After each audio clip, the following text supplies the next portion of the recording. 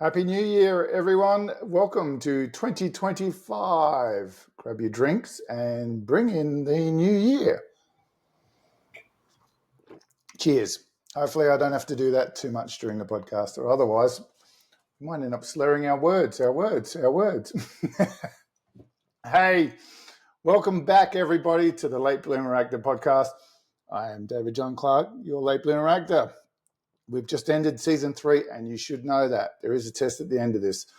And coming to you still from Alice Springs, the Northern Territory, Australia, as the new year has just hit us here. And we will only have just played out in the US when this goes live. So Happy New Year to you all. As we ring in the new year, it's time to take a moment to reflect on the incredible journey we've shared throughout 2024.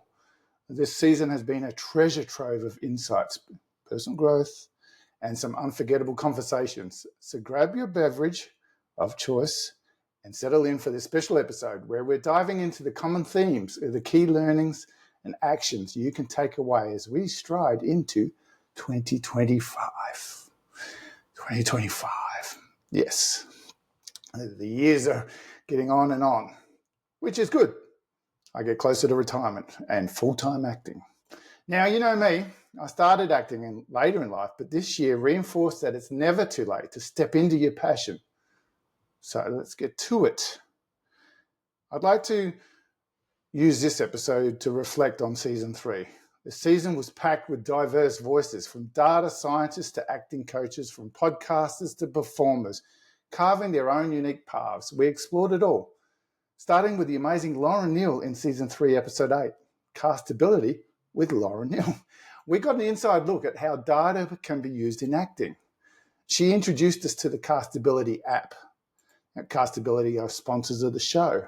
In the Castability app, where actors can discover their archetypes and genres that they're best for, she showed us how understanding the numbers can sharpen our craft. I mean, who knew data science could make us better performers?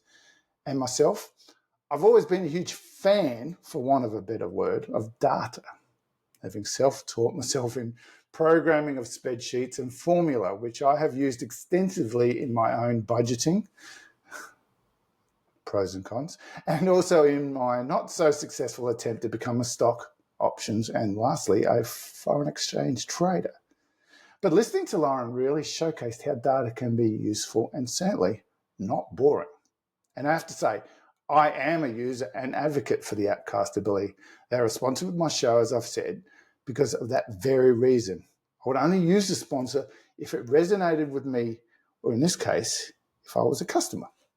Let's just say my archetype wasn't strong in romantic comedy. But hey, knowing your strengths is half the battle, right? It's all about working smarter and not harder.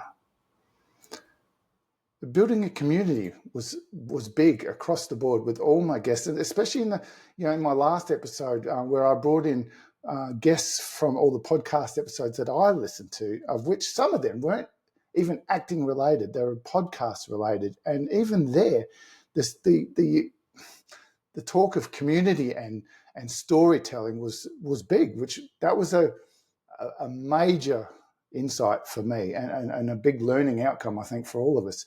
So one of the recurring themes, as I said, was community.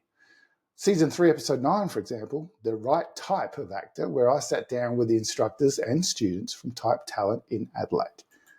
Now, this is close to my heart because Type Talent bring me in as a mentor for new students, and I bring to them my journey, my learning, my outcomes, and give them something to expect from their careers going forward. So, but no matter where you're from, there are acting schools all over, whether it's a 3-year uni degree or this small regional school like Type Talent. Mark Sherritt and his team reminded us how vital it is to have a support system.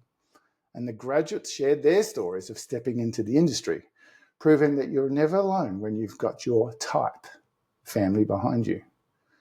And then, going forward, season 3, episode 10, which I've already talked about, the Podcasters Roundtable, where 12 incredible podcast hosts joined me for an unforgettable discussion. From James Cridland's insights on the evolving landscape of podcasting to Janet McMorty's reflections on second acts, aka late bloomers, Every guest emphasized the importance of connection, whether it's in acting or podcasting. Building a community keeps us grounded and inspired. I mean, who knew Brian Pataker from Brian Breaks Character could double as a motivational speaker? You know what? I left that conversation ready to run a marathon, or at least run to my next audition. So what lessons did we learn from 2024? Another big takeaway this season was resilience. Amy Linden in Actors You Are Enough reminded us that confidence and preparation go hand in hand. Her Linden technique is like the Bible for nailing auditions. Trust me, I've been practicing. Speaking of practice, Jeff Seymour, my mentor and great friend from the real life actor, brought us back to basics with his no-nonsense approach. Be real, be present, he always says. So, actionable takeaways for 2025. What can you take into the new year? Well, I've come up with a few actionable steps. Know your archetype. Like Lauren suggested, understand your type. It's not about limiting yourself, but playing to your strengths. Build your community, whether it's a local acting group like Type Talent or an online platform like We Audition. Connect with others. Collaboration is key. There are a myriad of online communities, local communities, communities you can meet up with once a year if you go interstate and join them, that you can collaborate with and learn with and meet new people and network. As much as I hate that word networking, but we don't do it in the negative connotation that we have in business or in my real job that we don't discuss here on the internet. Network can be a good thing, and you need to find a way to make that work for you. And that leads you into being resilient. You need to stay resilient. Dwayne Johnson reminded us that rejection isn't the end. It's just part of the journey. And you need to hone your craft. Take a page from Jeff Seymour's book. Keep it simple and real. And if you're feeling stuck, remember Alicia Oski's advice from that one audition. Embrace the unexpected. Which also resonated with me in one of my final episodes here in Alice Springs with water in the Todd River in the desert. The unexpected can bring opportunities if you're ready to seize them. And a personal note from me.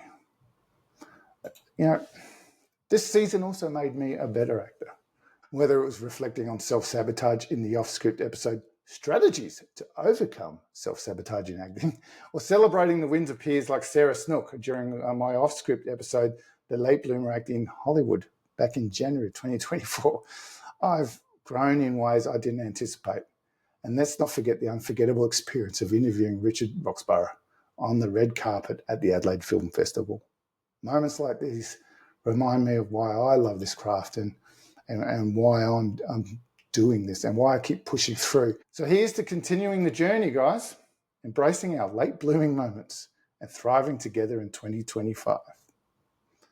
Thank you for being part of this season. If you haven't already, hit that subscribe button and share the podcast with your friends. Check out all the episodes I've talked about here and the rest.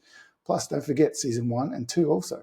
My podcast is a journey of learning within itself and is here for you to listen to again and again when you need inspiration or information. This year, 2025, I'm keen to focus on the business side of acting.